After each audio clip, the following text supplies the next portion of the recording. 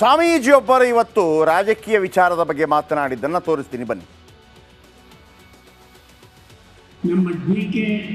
ಶಿವಕುಮಾರ್ ಒಬ್ಬರು ಮಾತ್ರ ಮುಖ್ಯಮಂತ್ರಿಗಳಾಗಿಲ್ಲ. ಆದ್ದರಿಂದ ದಯವಿಟ್ಟು ನಮ್ಮ ಸಿದ್ದರಾಮಯ್ಯನವರು ಈಗಾಗಲೇ ಅನುಭವ ಮಾಡಿದ್ದಾರೆ. ಈ ಮುಂದೆ ನಮ್ಮ ಡಿ.ಕೆ. ಶಿವಕುಮಾರ್ದವರಿಗೆ ಅಧಿಕಾರ ಬಿಟ್ಕೊಟ್ಟು ಅವ್ರಿಗೆ ಒಳ್ಳೆಯದಾಗಲಿ ಅಂತ ಹೇಳಿ ಅನುಗ್ರಹ ಮಾಡಲಿ ಅಂತ ಅವರಲ್ಲಿ ಕೇಳ್ಕೊಳ್ತಕ್ಕಂಥ. ಯಾಕೆಂದರೆ ಸಿದ್ದರಾಮಯ್ಯನವ್ರು ಮನಸ್ಸು ಮಾಡಿದ್ರೆ ಮಾತ್ರ ಆಗ್ತಕ್ಕಂಥದ್ದು ಇದರಲ್ಲಿ ಆಗೋದಿಲ್ಲ. ಆದ್ದರಿಂದ ಸಿದ್ದರಾಮಯ್ಯನವ್ರಿಗೆ ಮತ್ತೊಮ್ಮೆ ನಮಸ್ಕಾರ ಮಾಡ್ತಾ ನೀವು ದಯವಿಟ್ಟು ಡಿ.ಕೆ. ಶಿವಕುಮಾರ್ರವ್ರನ್ನ ಮುಖ್ಯಮಂತ್ರಿಗಳಾಗಿ ಮಾಡಿ ಅಂತ ಕೇಳ್ಕೊಳ್ತಾರೆ. ನಮ್ಮ ಡಿ.ಕೆ. ನೋಡಿ, ನಮ್ಮ ಕ್ಯಾಮರಾಮ್ಯಾನ್ ಆ ಮಾತನ್ನು ಹೇಳಬೇಕಾದ್ರೆ CM ಅವರ ಮುಖವನ್ನು ತೋರಿಸ್ದ. CM ಅವರು ಕೂಡ ಒಂದು ಮುಗುಳ್ನಕ್ಕರು. ಪಕ್ಕದಲ್ಲಿ ಡಿ.ಕೆ. ಶಿವಕುಮಾರ್ ಏನ್ರಿ ಮಾತಾಡ್ತಾ ಇದ್ರು ಅನ್ನೋ ರೀತಿಯಲ್ಲಿ ಅವರು ಕೈ ಎತ್ತಿದ್ರು. ಇದು ಒಂದು ಸಭಾ ಮರ್ಯಾದೆಯಲ್ಲಿ ಮಾತಾಡಿದರು. ಇದಾದ ನಂತರ ಪತ್ರಕರ್ತರು ಬಿಡಬೇಕಲ್ಲ, ನಾವು ಮುಖ್ಯಮಂತ್ರಿಗಳನ್ನ ಮಾತಾಡಿಸಿದ್ವಿ. ಸರ್ ಹಿಂಗೆ ಹೇಳಿದರು ಏನೀಗ ಅಂತ ಕೇಳಿದಾಗ ಮುಖ್ಯಮಂತ್ರಿ ಏನು ಹೇಳಿದ್ರು ಕೇಳಿಸ್ಕೊಳ್ಳಿ. ಅಲ್ಟಿಮೇಟ್ಲಿ ಹೈಕಮಾಂಡ್ ಏನ್ ತೀರ್ಮಾನ ಮಾಡ್ತದೆ ಹಂಗೆ. ಸರ್, ಡಿ.ಕೆ. ಶಿವಕುಮಾರ್ ಅವರು ಸಿಎಂ ಪಟ್ಟ ಕೇಳ್ತಿದ್ದಾರೆ, ಏನ್ ಹೇಳ್ತೀರಾ ಸರ್? ಈಗ ಸ್ವಾಮೀಜಿ ಹೈಕಮಾಂಡ್ ಹೇಳಿದ್ರೆ ನಿನಗೆ ಅಂದ್ರೆ ಹೈಕಮಾಂಡ್ ನಿರ್ಣಯ ಏನ್ ಹೈಕಮಾಂಡ್ ತೀರ್ಮಾನ ಮಾಡ್ತದ ಅಲ್ಟಿಮೇಟ್ಲಿ ಹೈಕಮಾಂಡ್ ಏನ್ ತೀರ್ಮಾನ ಮಾಡ್ತದೆ ಹಂಗೆ. ಸರ್, ಡಿ.ಕೆ. ಶಿವಕುಮಾರ್ ಅವರು ಸಿಎಂ ಪಟ್ಟ ಕೇಳ್ತಿದ್ದಾರೆ, ಏನ್ ಹೇಳ್ತೀರಾ ಸರ್? ಈಗ ಸ್ವಾಮೀಜಿ ಹೈಕಮಾಂಡ್ ಹೇಳಿದ್ರೆ ನಿನಗೆ ಅಂದ್ರೆ ಹೈಕಮಾಂಡ್ ನಿರ್ಣಯ ಏನ್ ಹೈಕಮಾಂಡ್ ತೀರ್ಮಾನ ಮಾಡ್ತದ ಅಲ್ಟಿಮೇಟ್ಲಿ ಹೈಕಮಾಂಡ್ ಭಾಳ ಡಿಪ್ಲೊಮ್ಯಾಟಿಕ್ ಆದ ಉತ್ತರವನ್ನು ಸಿದ್ದರಾಮಯ್ಯ ಕೂಡ ಕೊಟ್ಟರು. ಅದು ಹೈಕಮಾಂಡ್ ಏನು ತೀರ್ಮಾನ ಮಾಡುತ್ತೆ ಅದನ್ನು ಅಂತ ಹೇಳಿ. ಈಗ ನಮ್ಮ ಪ್ರಶ್ನೆ ಯಾರಿಗೋಯ್ತು ಅಂದರೆ ಕೆ.ಎನ್. ರಾಜಣ್ಣ ಅವರಿಗೆ. ಕೆ.ಎನ್. ರಾಜಣ್ಣ ಅವರಿಗೆ ನೋಡಿ, ನೀವು ಡಿ ಸಿ ಎಂ ಮಾಡಿ ಅಂತ ಹೇಳ್ತಾ ಇದ್ದೀರಿ. ಅಲ್ಲಿ ನೋಡಿದ್ರೆ ಡಿ.ಕೆ. ಶಿವಕುಮಾರ್ ಅವರನ್ನ ಮುಖ್ಯಮಂತ್ರಿ ಮಾಡಿ ಅಂತೇಳಿ ಸ್ವಾಮೀಜಿಗಳು ಹೇಳ್ತಾ ಇದ್ದಾರೆ ಅಂತೇಳಿ ಕೆ.ಎನ್. ರಾಜಣ್ಣ ಅವರ ಬಳಿ ಕೇಳಿದ್ವಿ. ಕೆ.ಎನ್. ರಾಜಣ್ಣ ಏನು ಉತ್ತರ ಕೊಟ್ಟರು ಕಳಿಸ್ಕೊಳ್ಳಿ. ಈಗ ಅವ್ರ ಸ್ವಾಮಿಗಳ ಜಾಗ ಬಿಟ್ಕೊಡ್ಲಪ್ಪ, ನನಗೆ ನಾನೇ ಸ್ವಾಮಿ ಆಗ್ಬಿಡ್ತೀನಿ, ಬಿಟ್ಕೊಡ್ತಾರೆ ಕೇಳಿ. ಸುಮ್ಮನೆ ಅವೆಲ್ಲ ಆಗುವಂಥದ್ದು ಹೇಳಿದ್ರೆ ನಡೀತದೆ. ಆಗದಿರೋ ಈಗ ಸ್ವಾಮಿಗಳು ನಾಳೆಯಿಂದ ನಾನು ಬೇಕಾದ್ರೆ ಕಾವಿ ಬಟ್ಟೆ ಹಾಕೊಂಡು ತಂದು ಬಿಟ್ಕೊಡ್ತಾರಾ? ಅವರು ಬಿಟ್ಕೊಡಲ್ಲ, ಇವರು ಬಿಟ್ಕೊಡಲ್ಲ. ನಡೀರಿ, ಈಗ ಅವ್ರ ಸ್ವಾಮಿಗಳ ಜಾಗ ಬಿಟ್ಕೊಡ್ಲಪ್ಪ, ನನಗೆ ನಾನೇ ಸ್ವಾಮಿ ಆಗ್ಬಿಡ್ತೀನಿ, ಬಿಟ್ಕೊಡ್ತಾರೆ ಕೇಳಿ. ಸುಮ್ಮನೆ ಅವೆಲ್ಲ ಆಗುವಂಥದ್ದು ಹೇಳಿದ್ರೆ ನಡೀತದೆ. ಆಗದಿರೋ ಈಗ ಸ್ವಾಮಿಗಳು ನಾಳೆಯಿಂದ ನಾನು ಬೇಕಾದ್ರೆ ಕಾವಿ ಬಟ್ಟೆ ಹಾಕೊಂಡು ತಂದು ಬಿಟ್ಕೊಡ್ತಾರಾ?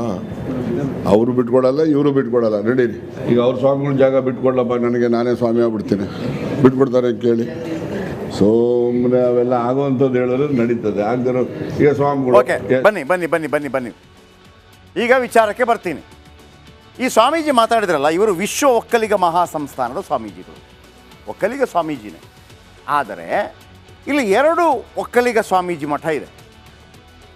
ಒಂದು ಆದಿಚುಂಚನಗಿರಿ, ಎಲ್ಲ ಒಕ್ಕಲಿಗರು ಭಾಳ ಬಹುತೇಕವಾಗಿ ಅದಕ್ಕೆ ನಡ್ಕೊಳ್ಳೋದು.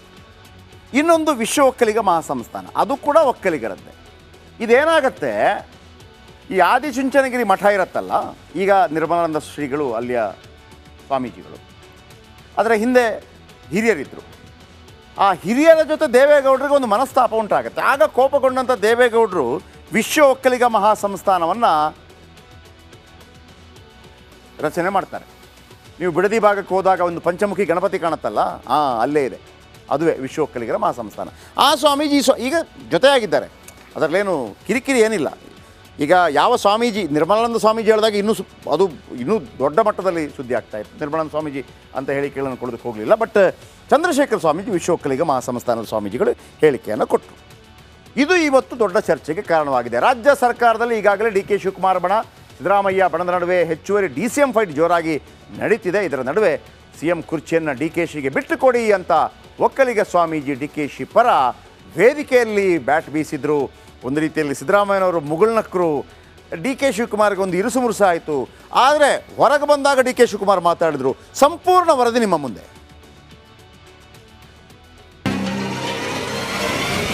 ಮುಂದೆ ನಮ್ಮ ಡಿ.ಕೆ. ಶಿವಕುಮಾರ್ ಅವರಿಗೆ ಅಧಿಕಾರ ಬಿಟ್ಕೊಟ್ಟು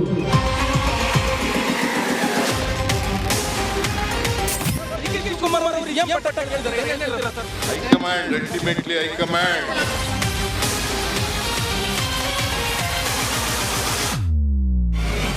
ಏನ್ ಬೇಕಾದ್ರೂ ಪರಿಹಾರ ಹುಡ್ಕೊಂಡು ಬರ್ಲಿ, ಯಾರು ಬೇಡ ಹೇಳ್ತಾರೆ.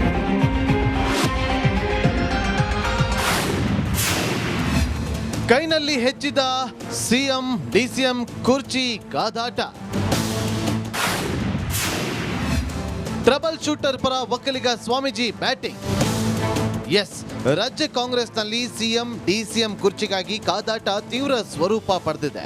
ಸಿಎಂ ಕುರ್ಚಿ ಮೇಲೆ ಕಣ್ಣಿಟ್ಟಿರುವ ಡಿಕೆ ಶಿವಕುಮಾರ್ ಅವರನ್ನ ಹೆಣೆಯಲು ಸಿದ್ದು ಆಪ್ತರು ಹೆಚ್ಚುವರಿ ಡಿಸಿಎಂ ಅಸ್ತ್ರ ಪ್ರಯೋಗಿಸಿದ್ರು. ಆದರೆ ಇದಕ್ಕೆ ಡಿಕೆಶಿ ಬಣ ಸಿಎಂ ಅಸ್ತ್ರ ಪ್ರಯೋಗಿಸಿ ಸಿದ್ದು ಬಣಕ್ಕೆ ಟಕ್ಕರ್ ಕೊಟ್ಟಿತ್ತು. ಈಗ ಡಿಕೆಶಿ ಸಿಎಂ ಅಸ್ತ್ರಕ್ಕೆ ಒಕ್ಕಲಿಗ ಸ್ವಾಮೀಜಿ ಧ್ವನಿಗೂಡಿಸಿದ್ದು ಇದು ಕರ್ನಾಟಕ ರಾಜಕೀಯದಲ್ಲಿ ಹೊಸ ಸಂಚಲನವನ್ನೇ ಮೂಡಿಸಿದೆ. ಬೆಂಗಳೂರಿನ ಕಂಠೀರವ ಕ್ರೀಡಾಂಗಣದಲ್ಲಿ ನಾಡಪ್ರಭು ಕೆಂಪೇಗೌಡರ 515ನೇ ಜಯಂತಿ ಸಮಾರಂಭದಲ್ಲಿ ಒಕ್ಕಲಿಗ ಸ್ವಾಮೀಜಿ ಚಂದ್ರಶೇಖರ್ ಶ್ರೀ ಸಿಎಂ ಸ್ಥಾನವನ್ನ ಡಿಕೆಶಿಗೆ ಬಿಟ್ಟುಕೊಡುವಂತೆ ಮನವಿ ಮಾಡಿದ್ದಾರೆ. ನಮ್ಮ ಸಿದ್ದರಾಮಯ್ಯನವರು ಈಗಾಗಲೇ ಅನುಭವ ಮಾಡಿದ್ದಾರೆ. ಈ ಮುಂದೆ ನಮ್ಮ ಡಿ.ಕೆ. ಶಿವಕುಮಾರ್ದವರಿಗೆ ಅಧಿಕಾರ ಬಿಟ್ಕೊಟ್ಟು ಅವ್ರಿಗೆ ಒಳ್ಳೆಯದಾಗಲಿ ಅಂತ ಹೇಳಿ ಅನುಗ್ರಹ ಮಾಡಲಿ ಅಂತ ಅವರಲ್ಲಿ ಕೇಳ್ಕೊಳ್ತಕ್ಕಂಥ. ಇನ್ನು ಸ್ವಾಮೀಜಿ ಹೇಳಿಕೆ ಸಿಎಂ ಸಿದ್ದರಾಮಯ್ಯನವರೇ ತಿರುಗೇಟು ಕೊಟ್ಟಿದ್ದು ಹೀಗೆ. Congress party is high command party, ಗೊತ್ತಾಯ್ತಾ ಸರ್? ಇಂದಿ ಡೆಮಾಕ್ರಸಿ ಹೈಕಮಾಂಡ್ ಅವರು ಏನು ತೀರ್ಮಾನ ಮಾಡ್ತಾರೆ ಆ ಥರ ನಡ್ಕೊಳ್ಳೋದು. ಸ್ವಾಮೀಜಿ ಮಾತು ಸಿದ್ದು ಆಪ್ತರನ್ನ ಕೆರಳಿ ಕೆಂಡವಾಗುವಂತೆ ಮಾಡಿದೆ. ಶ್ರೀಗಳು ಹೇಳಿದ ಕ್ಷಣ ಸಿಎಂ ಬದಲಾಯಿಸಲು ಸಾಧ್ಯವಿಲ್ಲ ಅಂತ ಸಚಿವರಾದ ಕೆಎನ್ ರಾಜಣ್ಣ, ಚಲುವರಾಯ ಸ್ವಾಮಿ ಕೂಡ ಗುಡುಗಿದ್ದಾರೆ. ನನಗೆ ನಾನೇ ಸ್ವಾಮಿ ಆಗ್ಬಿಡ್ತೀನಿ, ಬಿಟ್ಕೊಡ್ತಾರೆ ಕೇಳಿ. ಸುಮ್ಮನೆ ಅವೆಲ್ಲ ಆಗುವಂಥದ್ದು ಹೇಳಿದ್ರೆ ನಡೀತದೆ. ಆಗದಿರೋ ಈಗ ಸ್ವಾಮಿಗಳು ಎಸ್, ನಾಳೆಯಿಂದ ನಾನು ಬೇಕಾದ್ರೆ ಕಾವಿ ಬಟ್ಟೆ ಹಾಕೊಂಡು ತಂದು ಬಿಟ್ಕೊಡ್ತಾರಾ? ಅವರು ಬಿಟ್ಕೊಡಲ್ಲ, ಇವರು ಬಿಟ್ಕೊಡಲ್ಲ. ನಡೀರಿ. ಸಿದ್ದು ಬಣಕ್ಕೆ ಕನಕಪುರ ಬಂಡೆ ಡೈರೆಕ್ಟ್ ಹಿಟ್. ಇನ್ನು ಹೆಚ್ಚುವರಿ ಡಿಸಿಎಂ ಸ್ಥಾನಕ್ಕೆ ಬೇಡಿಕೆ ಇಡುತ್ತಿರುವ ಸಿದ್ದು ಆಪ್ತರಿಗೆ ಡಿಕೆ ಶಿವಕುಮಾರ್ ನೇರವಾಗಿ ಟಾಂಗ್ ಕೊಟ್ರು. ಪೇಪರ್ ಅಲ್ಲಿ ಮಾತಾಡೋರೆಲ್ಲ ಹೋಗಲ್ಲ, ಹೈಕಮಾಂಡ್ ಅಲ್ಲಿ ಮಾತಾಡ್ಕೊಂಡು ಅವರೆಲ್ಲ ಪರಿಹಾರ ತಗೊಂಡು ಬರ್ಲಿ. ಏನೇನು ಬೇಕು ಪರಿಹಾರ ಯಾರು ಬೇಕಾದ್ರೆ ತಗೊಳ್ಳಿ. ಮಾಧ್ಯಮದ ಮುಂದೆ ಚರ್ಚೆ ಮಾಡೋಂಥದ್ದು ಅವಶ್ಯಕತೆ ಇಲ್ಲ. ನಾನು ಮಾಧ್ಯಮದ ಮುಂದೆ ನಾನು ಕೂಡ ಏನು ಚರ್ಚೆ ಮಾಡಕ್ ಹೋಗುದಿಲ್ಲ. ಯಾರು ಏನ್ ಬೇಕಾದ್ರೂ ಪರಿಹಾರ ಹುಡ್ಕೊಂಡು ಬರ್ಲಿ, ಯಾರು ಬೇಡ ಹೇಳ್ತಾರೆ. ರಾಜ್ಯದಲ್ಲಿ ಬೆಲೆ ಏರಿಕೆ ಬಿಸಿ ನಡುವೆ ಡಿಸಿಎಂ ಸಿಎಂ ಕುರ್ಚಿ ಕಾದಾಟ ಕಾವೇರುತ್ತಿದೆ. ಇದು ಜನಾಕ್ರೋಶಕ್ಕೆ ಕಾರಣವಾಗ್ತಾ ಇದೆ. Bureau report, republic Kannada.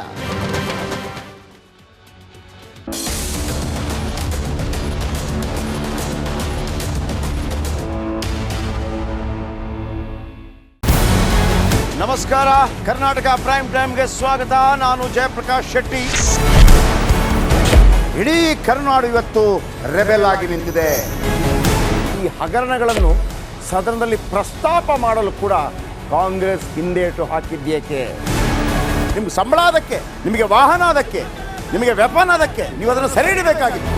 ನೀವು ವಿದ್ಯುತ್ ಬರ ಇದೆ ಅಂತ ಹೇಳ್ತಾ ಇದ್ದೀರಿ, ಎಲ್ಲಿ ಬರ ಇದೆ ನೀವು ಹೇಳಬೇಕು. ಪಾಕಿಸ್ತಾನ್ ಆಕ್ಯುಪೈಡ್ ಕಾಶ್ಮೀರ್ ಅದು ಎಂದೆಂದಿಗೂ ನಮ್ಮದು. 40 ಮೆಷಿನ್ಗಳು ತಂದಿತ್ತು ನೋಟ್ ಎಣಿಸುವುದಕ್ಕೆ, ಅದೇ ಹಾಳಾಯಿತು. ಮಥುರಾದ ಗಲಾಟೆ ಇದೆಯಲ್ಲ, ಅದು ಸ್ಥಳೀಯವಾಗಿ ಕೂತು ಪರಿಹರಿಸಬಹುದಾದಂಥ ಕಾನೂನಿದೆ.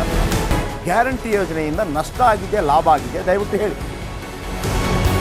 Dawood Ibrahim most wanted criminal ಯಾವಾಗಾದ ಅಂದರೆ ಇಲ್ಲಿ ತನಕ ಭಾರತ ದೇಶದಲ್ಲಿ ಓರ್ವ ದಲಿತ ಪ್ರಧಾನಿಯಾದಂಥ ಇತಿಹಾಸವೇ ಇಲ್ಲ. ರಿಪಬ್ಲಿಕ್ ವರ್ಲ್ಡ್ ಆಪ್ ಇದು ಕೇವಲ ಅಪ್ಲಿಕೇಶನ್ ಅಲ್ಲ, ಸಮಗ್ರ ಸುದ್ದಿಗಳ ಸಂಪರ್ಕ ಮಾರ್ಗಕ್ಕೆ ಕ್ರಾಂತಿಕಾರಿ ಬದಲಾವಣೆ.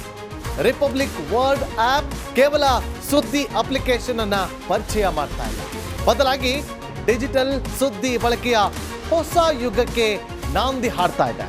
ಇದೊಂದು ಬ್ರೇಕಿಂಗ್ ನ್ಯೂಸ್, ಪ್ರಭಾವಶಾಲಿ ಕಾರ್ಯಕ್ರಮಗಳಿಗೆ ಗಟ್ಟಿಯಾದ ವೇದಿಕೆ.